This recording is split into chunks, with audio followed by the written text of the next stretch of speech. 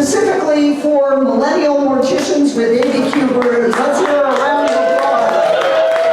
Excellent. So glad to have you here. I am Kilian Rempen, the doyen of death, and the coordinator of the Before I Die New Mexico Festival. We did this last year during our second annual festival, and it was a big hit. So we're doing it again with a different crop of Millennial Morticians, and I'm going to let them each introduce themselves, who they're with, and a little bit about their history. And we'll start a Q&A with you, the audience, with any questions you may have that are burning, like cremation, or and related topics. We want to get the conversation started with people who are younger, because unfortunately, as we may know, death can happen at any age, and it really helps all our loved ones to plan ahead. And with that, my Millennial Morticians, so you each have something to drink. Let us know what you're drinking, because this is Millennial Morticians with ABQ Brews. And I know you're kind of in the shade there, so I don't know when you talk, if you want to lean over or stand up, that's fine. And you're missing out. You can be seen. Okay. Take it away. All the mics are hot. My name is Luke Rogers. I'm with Sunset Memorial Park and French Funeral Home. I'm drinking turkey drool tonight. Pretty good stuff. I am a 5th generation funeral director. Worked for my grandfather's funeral home in Lovington, New Mexico. My family has funeral homes in Las Vegas, New Mexico as well. Couldn't work for my family, so decided to move to Big City and work for French, which I'm really proud to be with that firm. Great people, so thanks. And you're also a cemeterian, aren't you? Yeah, so spent many years at French as a funeral director, and then now transitioned over to Sunset Memorial Park, the cemetery. So, yeah. Great. Thanks. Who's next? Kilian. My name is Kilian. I'm the marketing manager at Passages International. So, unlike I think everybody up here, I'm not a funeral director or a mortician. I work for one of the leaders in green and biodegradable funeral products. So what we do is we design, import, and then sell wholesale biodegradable funeral products to funeral homes like local ones like French and Daniels. We work at Sunset Memorial Park quite a lot. And also all over the country and a lot of other countries as well. What else do you want to know? What do you think? Well, what are you drinking? I'm drinking the Thai basil cider, and it's fantastic, actually. I recommend it. And I was born and raised in Albuquerque, moved away after high school, lived in Thailand, among other places, before coming back here and meeting the founder of the company, Darren, who's over there. And our goal is really to find out what the public wants and help funeral homes provide that to the public. do you think there is a growth in green burial? Yes, definitely. That's why I'm here. Okay. Michael? Hello everyone, my name is Mike Garcia. I'm with Salazar Funeral Homes. I do all things there, so anything funeral related, I'm the person to call. I've been doing it about 5 years now, and yeah, this is my second time on this panel too, so I'm more than happy to answer any questions. What are you drinking? This is the hazy IPA, and it's delicious. So thank you. Glad to be here. And at the other end. All right, good evening. My name is Joshua McManigal. Thank you. I'm one of the general managers for Daniels Family Funeral Services here in Albuquerque. I manage their location on Wyoming, as well as Sandia Gardens. I've been in the funeral business for about 15 years. Just recently moved from Houston, where I spent most of my career. I've done just about anything there is to do in the funeral business, from digging a grave to running the retort, the crematory, embalm, everything. I was even insurance licensed in the state of Texas, so I sold prearrangements. Again, I've done just about anything there is to do in the funeral business. I am the square of the group, I guess, because mine's water. But it is what it is. Yeah, that's me. Okay. Big round of applause for our panelists. All right. I will throw out the first question. What do you think is the biggest misconception about funerals that you see among your peers? Do millennials even think about funerals?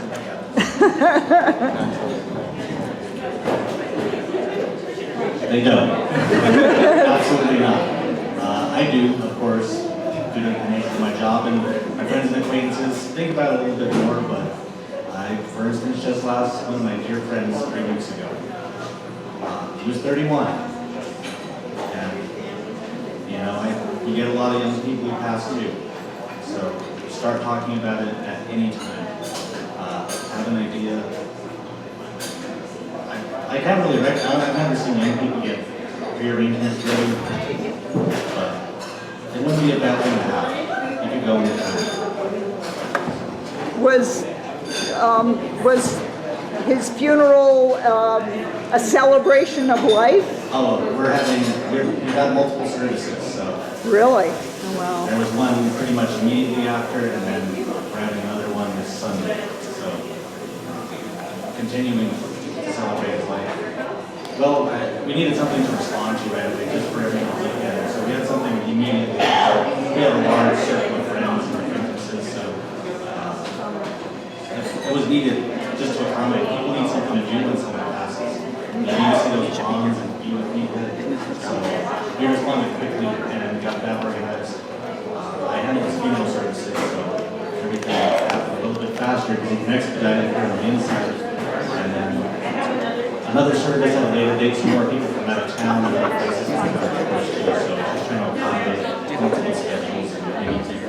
Just out of curiosity, we have Jade Bach here from New Mexico Donor Services. Was your friend organ donor? He was an organ donor, but the family declined it at the time. Well, you know, that's a good point to let people know about that. I'm here, Gail. You want to get in front and grab the mic and talk about that. Yeah. Introduce yourself. Hey, I'm so sorry for the loss of your friend. Yeah, so I'm Jade, and this is my colleague Kip, and we represent organ and tissue donation in the state, which impacts a lot of funeral planning. But what he said about the family turning it down. So that's an interesting thing. So how many of us are registered organ donors? Yeah, I said yes, my kid said yes, good job. We all said yes at our driver's licenses. That is a legal binding registry. That's a commitment. And if you pass in such a way that allows you to become an organ donor, which is actually really hard, you have to be sick enough to die, but well enough to have transplantable organs. So less than 1% of people who die actually become organ donors. So we're all doing the right thing by being registered. And if it's possible for you to become an organ donor, it's our job to uphold those wishes and make sure that happens. Last year there were 45 organ donors in the state. Wow. 45. That's not a lot, right?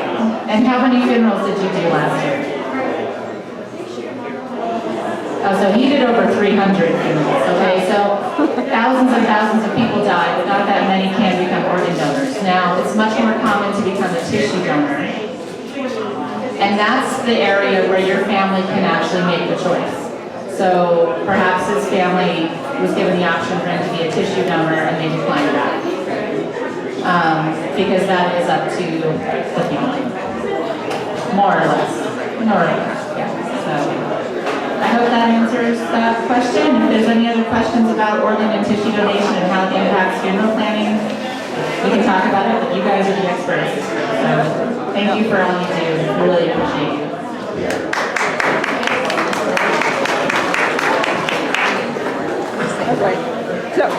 I think one common misconception among our generation is that there's no value to the funeral or to the funeral itself, the ceremony or anything that is surrounding it, which can't be further from the truth. The funeral is a very integral part of the process of grief and everything from the time somebody passes away through the next week, couple weeks, even into the months and years following the passing of somebody. With that, the value that is in that, you have not only just what happens at the funeral, but you have that community of friends and family that come together to surround the immediate family members of the person that passed away. And that community is what is the integral part. That community is what helps them get through one of the toughest times in their life. So I think that really is one of the common misconceptions among our generation is that there is no value in funerals.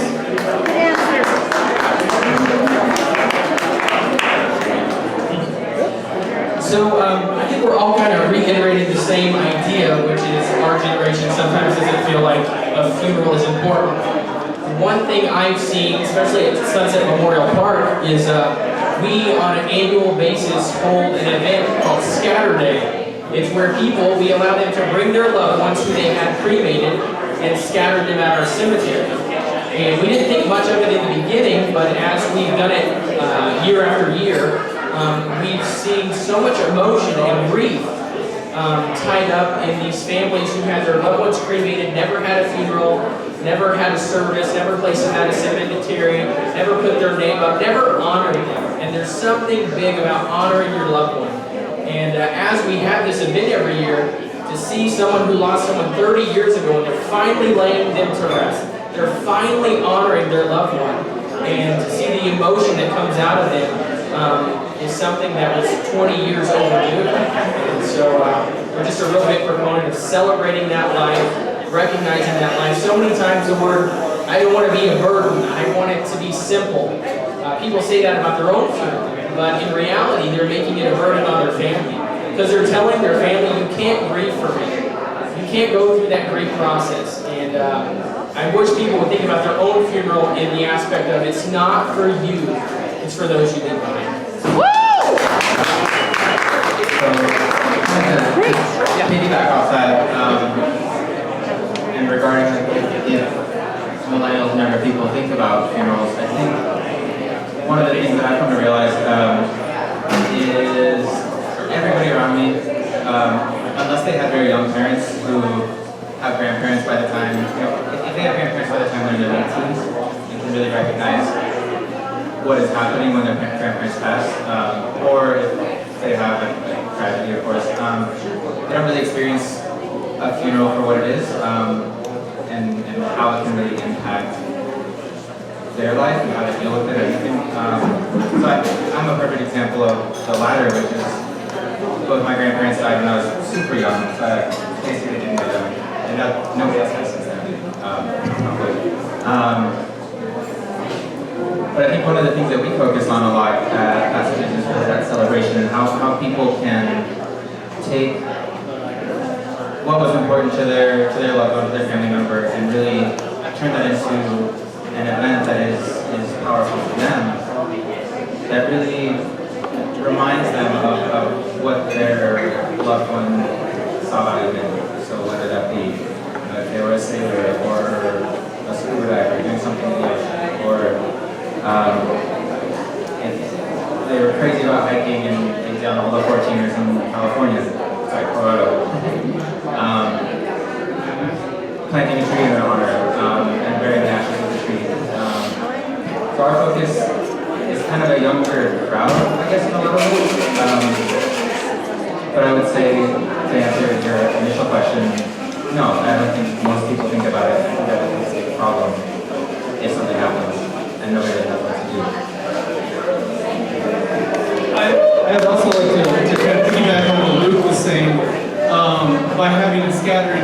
something that's not, it's kind of out of the ordinary or kind of thinking out of the box.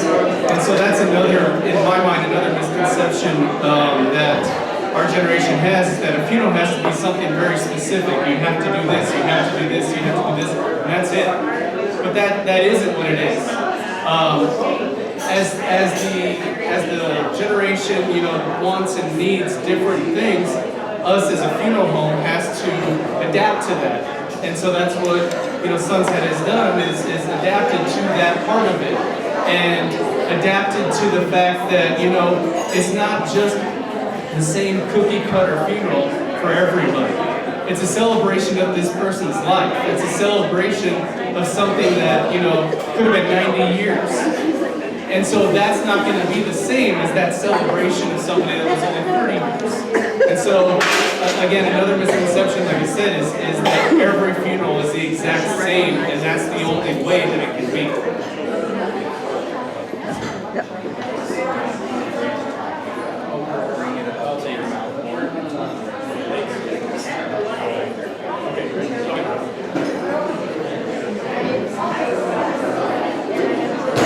So Kilian, Passages makes these great floating urns that one could use in a sea send-off.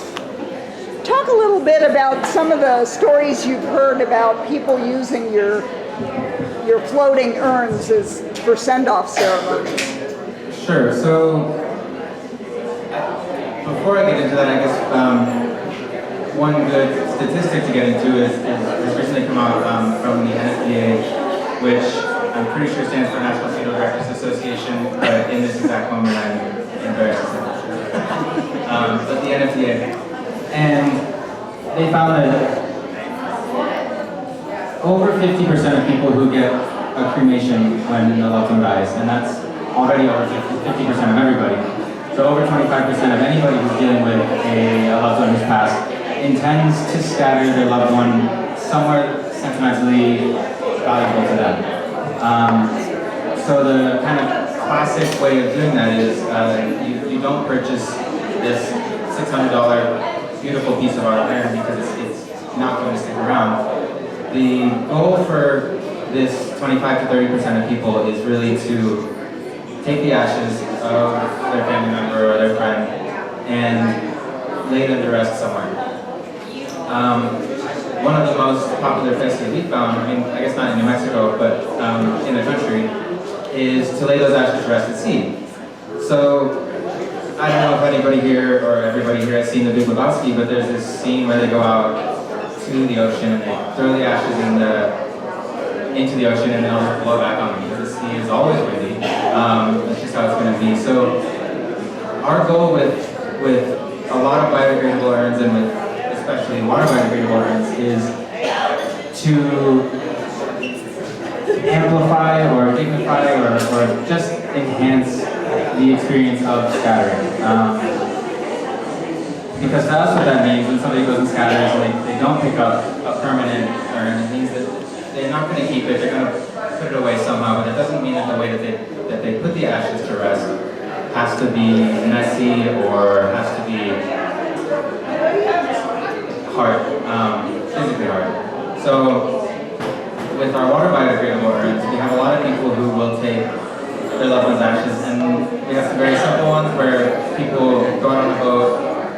There's different laws for every state, but usually it's a couple miles or nautical miles. It's different. 3 nautical miles. 3 nautical miles, which is who knows how many real miles. I'm just joking. 3 nautical miles out to sea, and they'll either pour them into the water or they can use one of our urns to put the ashes into the water, and they're designed to float for a while and then absorb water and sink to the bottom of the ocean, or whatever water finds water. At which point they're gone, and then over the next couple days or hours or weeks, depending on what the material is made of, the urn biodegrades, the ashes flow out into the body of water, and it's not something that you see, but you know it's going to happen. But we also have some that really enhance that experience in that it can really be specific to what the person liked. So we had one family that the person who passed was, I guess, very into whale watching. And so the family all went out to, I want to say, Hawaii. Was it Hawaii? It's Hawaii. Or Oregon. So they went out on a whale watching cruise somewhere. Big difference. All those things, the ocean. They went out on a whale watching cruise and they took 30 or so miniature, or what we call journey earthers, and they brought out all the everybody who knew this person together, and they went on the boat, and while they were whale watching, they threw the ashes into the ocean, which for them was really powerful, and it was an experience that they wouldn't have been able to have with a generic plastic urn that they would have to pour off the side of the boat that might blow back in their faces. Not that happens every time, but it really opens up the opportunities for something special, unique, and different to celebrate the life of somebody. And another one that really comes to mind is we have this one that's shaped like a turtle. So it's this, essentially, I want to say paper mache turtle. And people fill it up with the ashes and take it out to sea and let it go out to sea and biodegrade. But one family in particular went the extra step to paint it, and they painted it like a real turtle. So when they were out on the boat, they put the urn into the sea, and then by some stroke of something, a whole pod of sea turtles came and joined them in this ceremony. And as the sea turtles were kind of checking it out, so what's going on here? The turtle urn sank to the water. It really lets families have an experience that is truly unique. It's not what you see in a movie where it's always everyone's wearing black and it's raining, of course, it really opens up the doors to these experiences that let people really remember what that person loved and how special that was. Which opens the door to my question to the rest of the panel. You've no doubt experienced many wonderful goodbyes, good goodbyes. Can you share a few stories of particularly creative, memorable funerals or memorial services?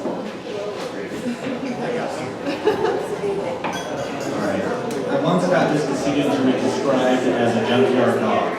A what? A junkyard dog. So this guy, he was a country boy, to put it lightly.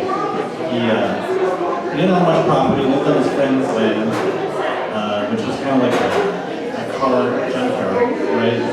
And he would greet everyone with a gunshot and like, what the heck are you doing here on this property, right? So he ends up being cremated, as his family's wishes are.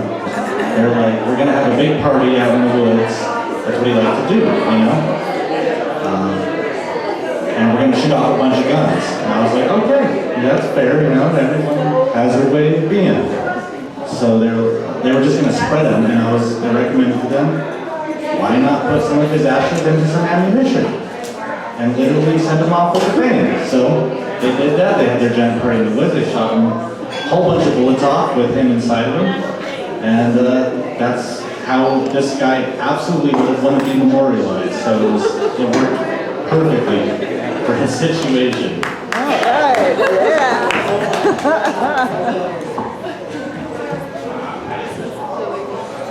So part of working in the Houston area, I worked in a smaller town east of Houston. So there was a lot of country, cowboys, that type of thing. I guess I'm cut off. There we go. And so there was one service that the guy that passed away, a friend of his, took wood from this guy's corn crib and built his casket out of this wood from the corn crib. And so when they came in, they were saying they have this casket, and I'm like, okay, well, great. So on top of that, what I did is I went and I got a couple of bales of hay. We've got his saddle and took it out to the forest to get flowers incorporated in his saddle. We got his rope and his boots and a bridle from his horse.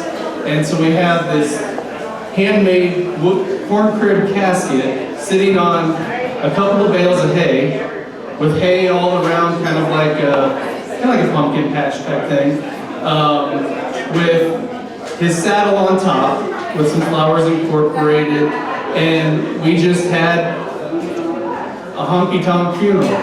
Awesome. And when we went to go bury him at the cemetery, instead of the family coming by and putting flowers or anything like that on the casket, what we did is we broke up one of those hay bales, and everybody grabbed a handful of hay and put it in the bottom of the grave in the outer burial container, and so his casket then laid on that bale of hay forever. Oh, nice.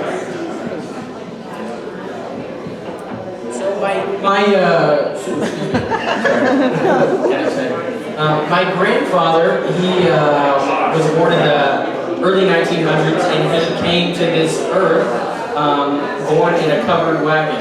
And so the only fitting way we thought for him to leave this world is to go out in a covered wagon. So we actually were able to find a covered wagon and hire someone to come in, and his horse was actually the horse that led him to his burial site. And so that's a pretty common way of honoring a loved one, is the transportation to get to the cemetery. French has a certain person in our organization who operates choppers for motorcycle enthusiasts to be able to find a unique way to honor their loved one and take them to the cemetery for their last ride. I've done funerals where the casket went out on El Camino, or the bed of a fire truck. So that's a common way we see unique funerals take place in honoring the person that they're celebrating. So. Awesome. Awesome. Do any of our audience members have questions? I have a question. Yes. What's your question? Do I need the microphone now? Sure. Grab on the microphone. Okay, so I have a question. Okay, so obviously we're all relatively young, and most of us are looking maybe for some sort of investment. Can we buy some land at a cemetery and maybe sell it in the future and make a profit out of it? So I work for Sunset Memorial Park, and we have people who purchased land at our cemetery 20, 30, 40 years ago. They purchased the cemetery plot for around $100. If you come to us now, that land has appreciated to the point in these certain areas where it can be $3,000, $4,000. So if you're looking for a good investment, you're feeling a little risky in the stock market, you can come and see me and buy cemetery plots.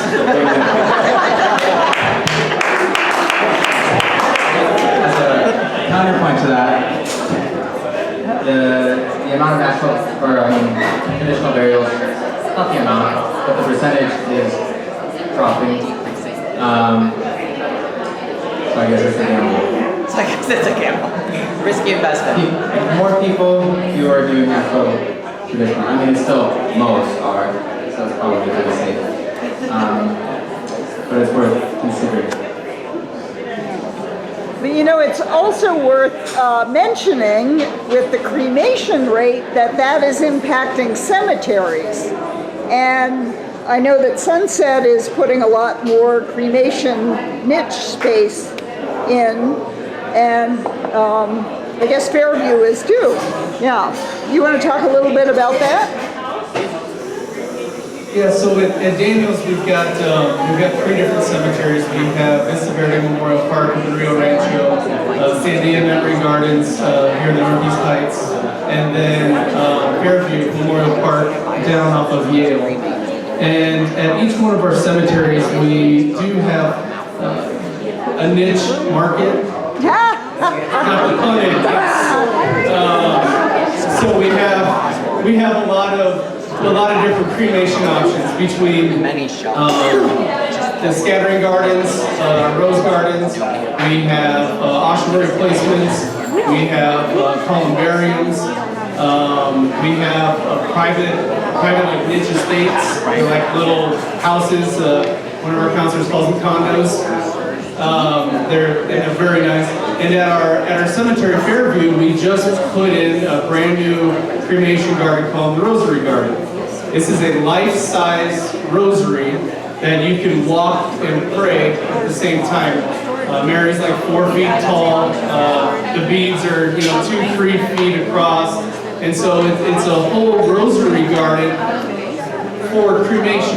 There's different columbariums in there. There's different things that you can do with cremated remains inside that whole rosary garden. So knowing that a lot of the families are choosing cremation, that's one thing that we have to do is, again, like I said, adapt to what that is and adapt to the needs and continuously try to stay ahead of it and think ahead of what would be the next best thing, or what would be the next thing that our families would like to have. And so that's something as cemeterians that we have to try to figure out on a daily basis. Well, and the Vatican has said you must give Catholic cremated remains a permanent, sacred final resting place. Right. According to canon law, final disposition does not take place at cremation. Final disposition takes place at permanent placement, like ground burial or a niche placement or something to that effect. So yeah, in canon law, even though now they do recognize cremation, that is not technically considered a final disposition like the state of New Mexico or just about anywhere else in the United States or the world views it. Did you want to add anything to that? Sure. Yeah. So I think one thing, as far as the cremation rate continues to go up and up, it also gives us an opportunity to use our land and our resources the best way possible. Where we used to put one urn in the ground for that square foot of space, we can go up vertically with a niche wall and have 5 spaces, have 10 spaces. And so it's just a new, unique way of honoring a life. I think some people have the conception that if a cremation is taking place, you don't go to a cemetery. To each their own as far as that's concerned, but I would say that I see people on a daily basis who have a relief about them once they bring their loved one to the cemetery. That the burden weighs on them having their loved one at, on the mantle, in the closet, and beginning to think, well, what next? What happens if I die? My barber recently said his dad, who he was estranged from, he ended up passing away. He didn't have much to do with him. Well, his dad's car was sold, but they forgot to take his dad's cremains out of the vehicle. So, and they're trying to give the cremains back to the son, and the son says, I don't want them, I had nothing to do with them. And so it's just this, I have another friend who inherited her great-grandmother she had never met, because they never did anything. So that burden just continues generation after generation. So having the respect for your family members, of giving that final resting place, and also knowing that, yeah, your loved one is special to you, but not just to you, to many others, and to share them at a final resting place, I think is important as well. I think to add to that note on final dispositions, it was kind of a weird thing, and of course all my knowledge from it is secondhand, what I've heard from funeral directors like the guys up here. But for a lot of people think it's either burial or cremation, and to us at Passages, it's more embalming or cremation. Are you going to be embalmed, which is a preparation of the body, or are you going to be cremated, which is a preparation of the body? And then what do you do after that? Because no person, whether they're in the funeral industry or not, would go to a funeral home and say, I just want them embalmed, and then I'll figure out what to do after that. Like, that's ridiculous. And that's how we feel about cremation in a way.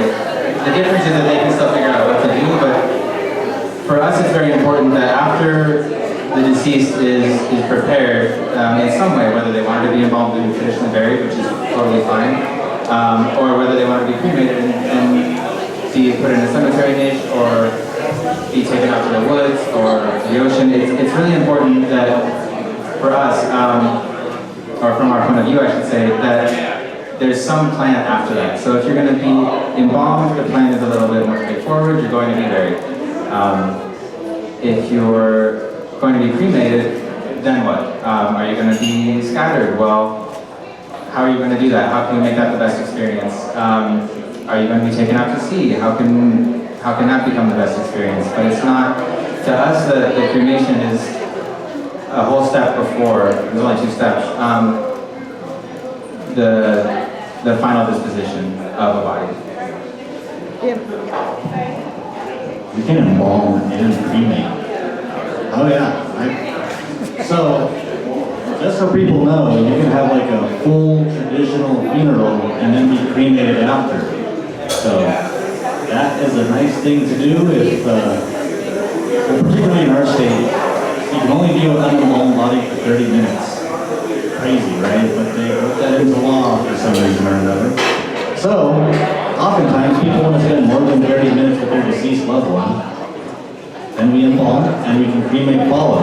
So, Rental caskets. Talk about rental caskets. yeah, we have rental caskets too. You can have a whole normal funeral with a casket, and we put an insert in it, and we take that out and we cremate the body in that afterwards. So people often have this idea that it's, burial or cremation, right?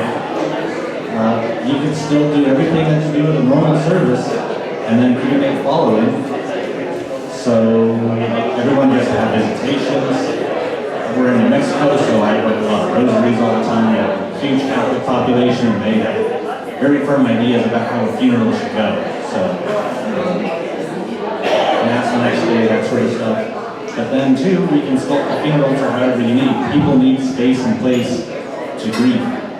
I did. I know I did. I'm still doing it. I'm in the process of grieving.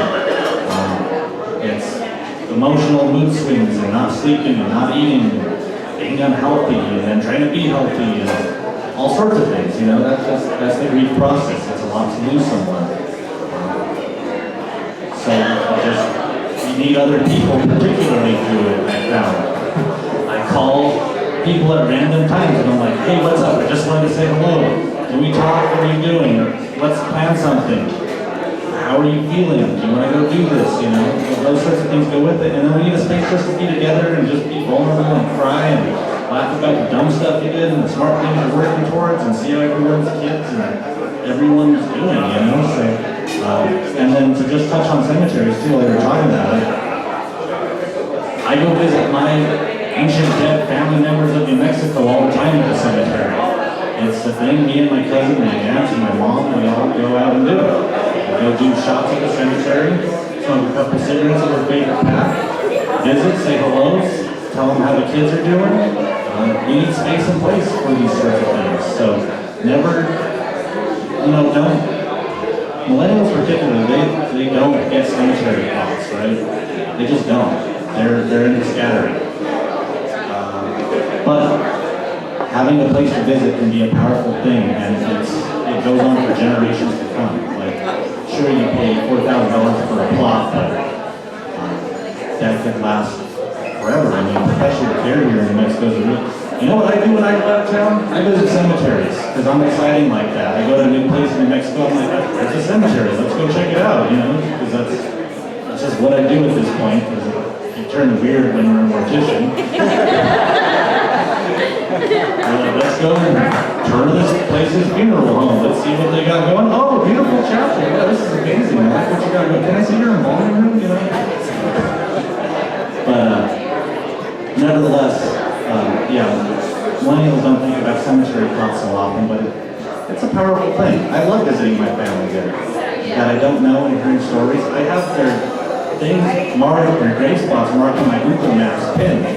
You know, so I never lose them because it's special, right?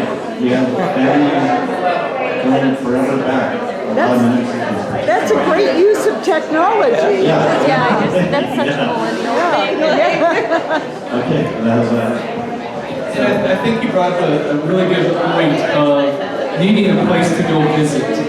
And that's the thing, I think we can all agree, that permanent placement, that place to go visit is very meaningful. And even though it might not be meaningful to the person that's making the arrangements, or even the person that had passed away, it's the generations to come, or to follow, to be able to go to a place and have that memory of that person. I think I heard a statistic that said, I think it's like 1 in 3 houses in California have cremated remains in their closet. So what happens when it's Uncle Bob's birthday or the anniversary of his passing? Are you gonna go and you're gonna knock on Aunt Judy's door and say, can I go visit Uncle Bob in the closet? That's the thing. There's so many other people surrounding that family, that community that wants that place to go visit. And I think we can all agree that's a very powerful part of it that a lot of times people don't understand that you can continue to do with cremation.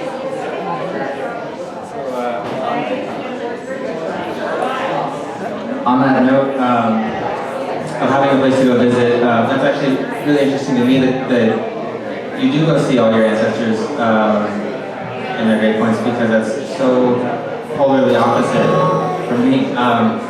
I have half my family buried in another continent, and that's not an excuse. I also have family buried here in New Mexico, and I was actually just talking about this with my girlfriend, which is kind of interesting. Like we've never gone there. I don't think I've ever once gone,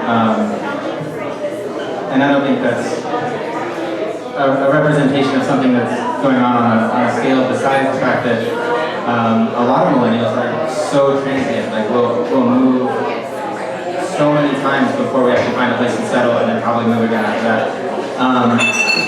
So something that we've done to address that need that Josh mentioned is we have a new urn that we came out with middle of last year, where you put the remains in the bottom, you plant the tree in the top, and then you put it on your mantle for at least a couple of weeks if you want. You don't have to, but it gives you a chance to kind of sit there and still have it in front of you and say, there's grandma, or there's whoever, somebody important, and still spend some time with their ashes. And then at a certain point, their interest is cracked, and it's basically them saying, all right, it's time. You gotta go plant this one. So the idea from our end is you can plant them in the garden, and it has to be a tree, so it's going to be big eventually. Or you can go plant it on a hike or anywhere that's important to this person, but to have that place to go back to, there's a geotag where you scan a little QR code, and it opens up the website of the app, and it basically pinpoints the exact GPS coordinates of where this person was laid to rest, so that when people do want to go pay respects, or just go see it, or go enjoy grandpa's favorite hike, or whatever it might be, they still have that place to go to, but also have the other half of what I feel like our generation wants, which is the freedom of not having this person in your closet, kind of saying, like, what are you going to do with me? So to us, in a lot of ways, that's the best of both worlds kind of thing, where there is still a mark, and you know where to go, and you can, it's down to a meter, so you can tell exactly where, which tree is them. But you also get to do that nice thing of scattering, and you also get to kind of sit in this reassurance that there's life going around them, where they're able to rest. Okay. So I think, any other questions from the audience? Yes. So I was just curious, exactly how does one get into the funeral directory? Yeah, so I was curious about how one gets into the funeral directory as like a career. Like, do you guys have to go through like some sort of education to get into it, or kind of like, I guess just like what are the beginning steps to get into this career field, I guess is my question. So most of the time, the very beginning steps for probably most of us is starting at a funeral home, and whether you work for the transfer team who is responsible for when someone passes away, going and picking them up and bringing them back to the funeral home, whether it's working at the front desk, just getting your foot in the door, and then after that point, you begin to have the discussion on mortuary school. which is a 2-year degree, an associate's degree. And depending on what state you work in, there's different requirements along with that. For example, in the state of Mexico, you have to meet with 50 families in arranging and directing, and then also 50 families, 50 different people you have to involve, as well as that degree, as well as passing the final board exam. So each state's a little different with their licensing, but they all, most of them all require a mortuary school for the most part, and you passing that final exam. But again, if you're interested in the industry, you know, you can come to French. We're always looking for good people, and we support people beginning in their career and just kind of trying to figure out if this is the industry for them. I think it's always best to get within a funeral home, find out what it's about, and then go from there. You start washing hearses. Michael, weren't you in the OMI? Yes, I worked for the Office of Medical Investigators for a while. I was a morphology technician, so I did autopsies. I assisted pathologists with autopsy. Yeah, that showed me a lot. I did it while I worked at the funeral home as well while I was going to school. So I have no life. I just move dead people around and learn.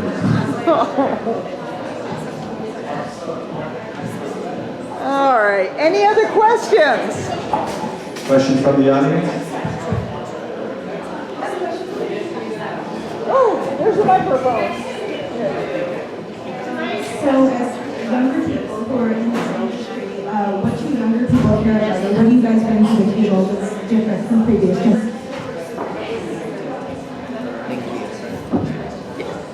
You asked what does the younger generation bring to the table?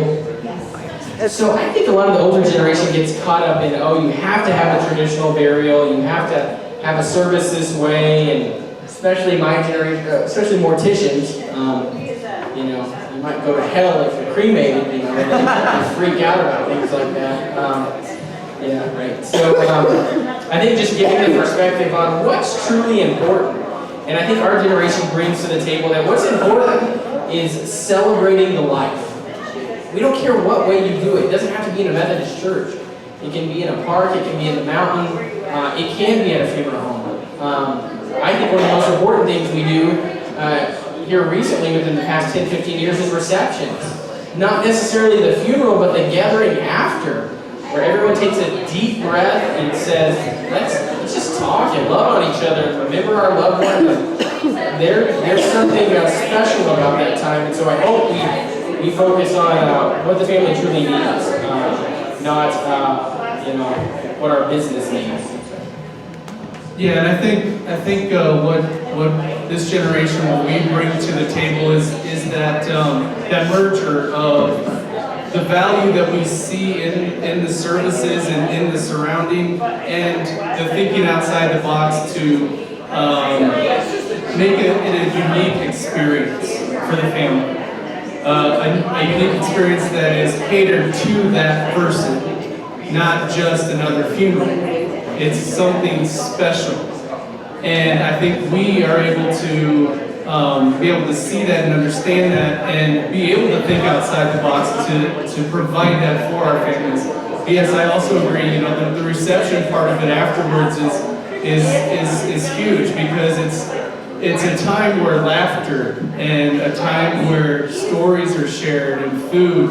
I mean, think about it this way. Every single day, what do? You sit down and you break bread. You sit down and you eat. So why not do that with people that you love and people that loved your loved one at the same time? And so that's a huge thing that we see becoming more and more popular too.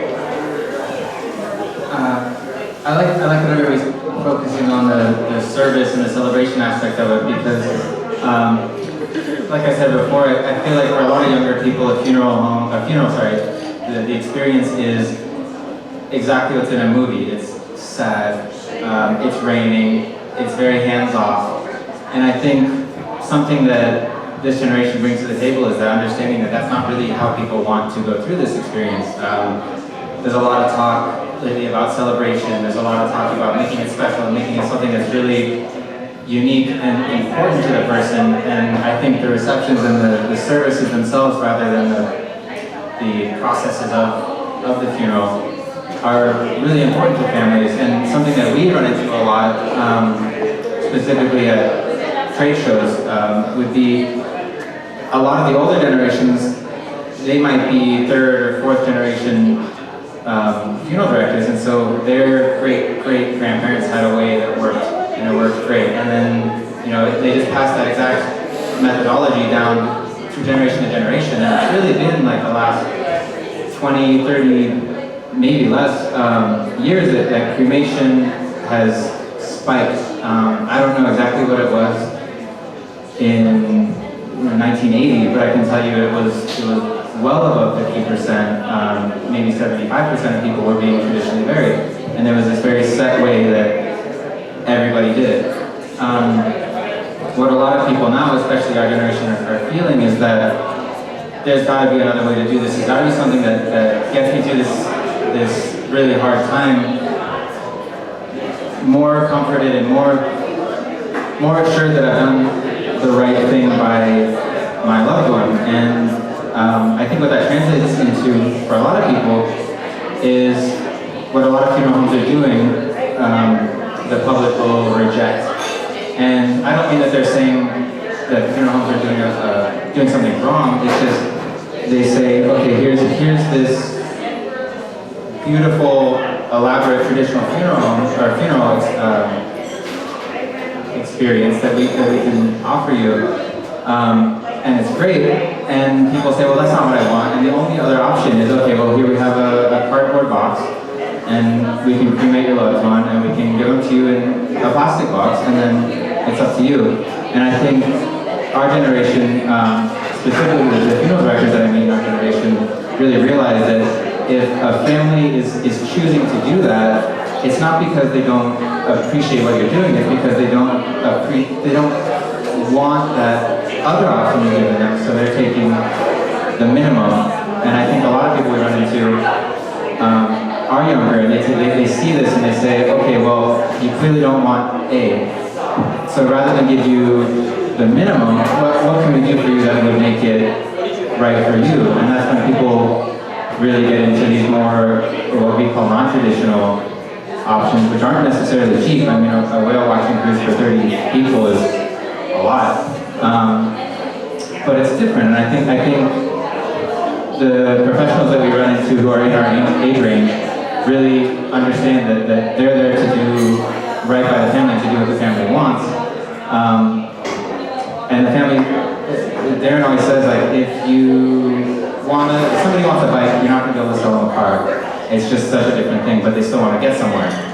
So what a lot of people I've seen in our generation do is look at the stuff that we're offering and say, this is a way that I can give an experience that our families want that is different. And I don't mean to rag on traditional burial in any way. There's still a huge market for it and a huge demand for it. This is what a lot of people want, but there's this, I'd say, equally massive chunk of people who want something different. And I think the younger professionals coming into it, and I'm not talking about myself, I'm talking about the morticians and the funeral directors, really have a grasp of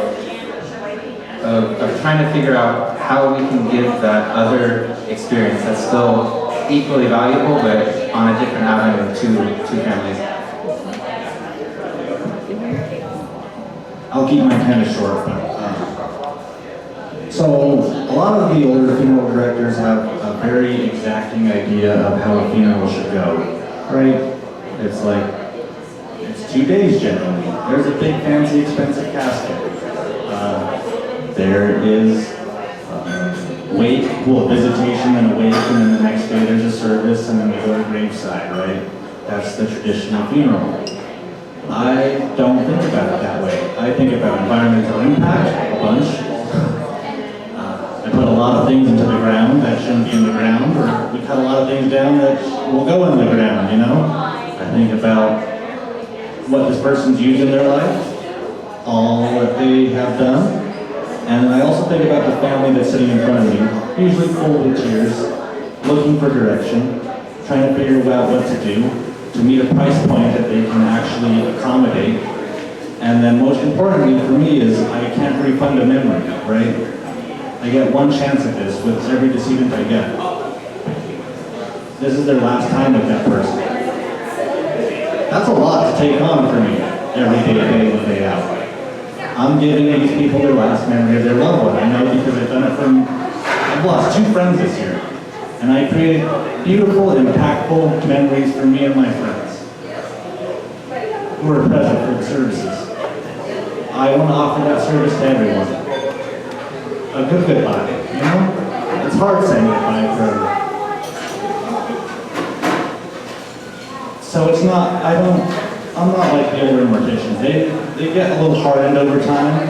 You go through this long enough, you know, and of course it's going to callous your heart a little bit. But I approach each person like this means the world to them, because it does. So I'd say that's the biggest difference between, at least for me as a millennial mortician, and maybe the difference between the baby boomers and World War II generation morticians. Well, let's give a big round of applause